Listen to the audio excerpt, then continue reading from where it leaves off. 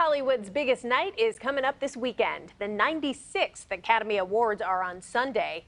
Oppenheimer leads the nominations with 13 total, including for Best Director and Best Picture. Joining me tonight is Lindsey Bahr, film writer at the Associated Press. Thanks for being here, Lindsey. Thank you so much for having me. So let's start with the nominations. Obviously, Oppenheimer is dominating that list. Were you surprised by that?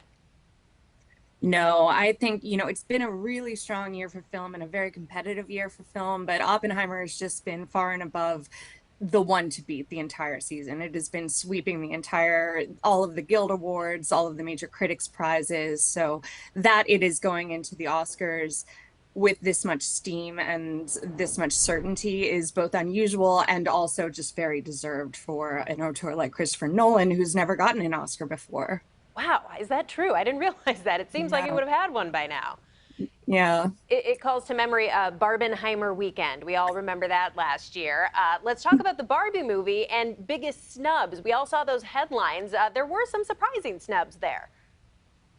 Absolutely. And, I think the Barbie snubs, most pointedly, Greta Gerwig did not get nominated for Best Director, and Margot Robbie did not get nominated for her leading performance. So those are very surprising, but that it was so in the conversation, I think also just shows the power of how many people saw Barbie and how many people actually cared when the nominations come out. Because sometimes these Oscar movies, a lot of people don't even see them. They don't have opinions when the nominations come out, but that was a real cultural moment. So everybody really wanted to weigh in. But it is worth noting that Greta Gerwig did get nominated for her screenplay, and Margot Robbie is nominated as a producer of Barbie. So they both did get nominated, just not in actor and director. Now, Ryan Gosling was nominated for his role, right?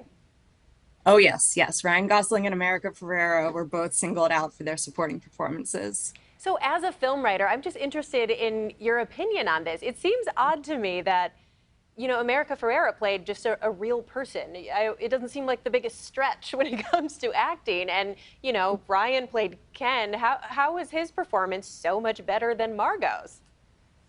I think it's people don't get together as the Academy. There are over 10,000 members of the Academy who are voting on these things. And so it's not some big conspiracy where they all get together and debate the merits of these things. But I think Ryan's performance was really comedic, really, really memorable. I mean, some even think that the movie is more about him than Barbie themselves. So it's really nice when a comedic performance gets nominated. And then America Ferrera, she had that great monologue at the end. Yes, and that's one of the great. most memorable, in addition to I'm Just Ken, one of the most memorable scenes in the film. And so I think she really rode that.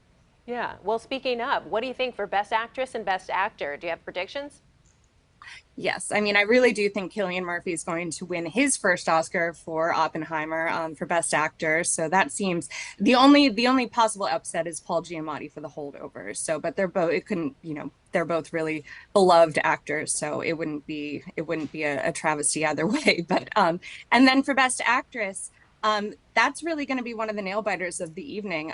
It's really between Emma Stone for Poor Things and Lily Gladstone for Killers of the Flower Moon.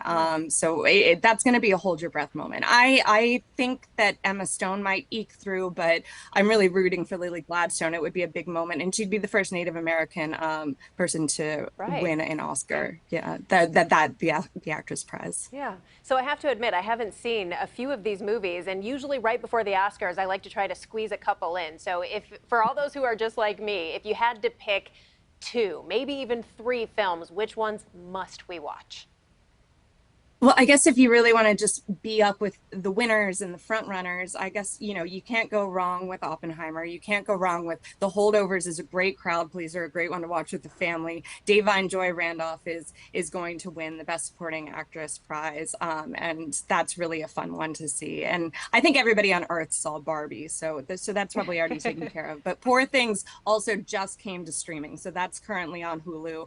And that's also a really fun, weird one to watch. Yeah, perfect. And what about you? What was your favorite? Not necessarily the one you think will win, but did you have a personal favorite? I mean, I've been Oppenheimer this whole time, so it's a good year to meet me. I'm not sure I'm the best Oscar predictor, but this year I think I probably got it right. All right, and any sneaky ones that made it into the nominations or lesser known films that people might want to check out?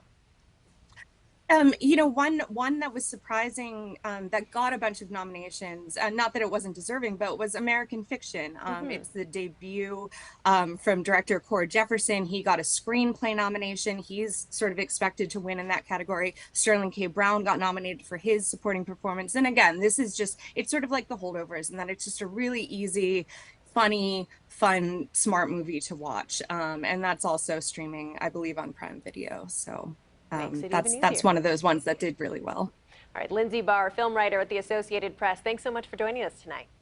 Thanks for having me.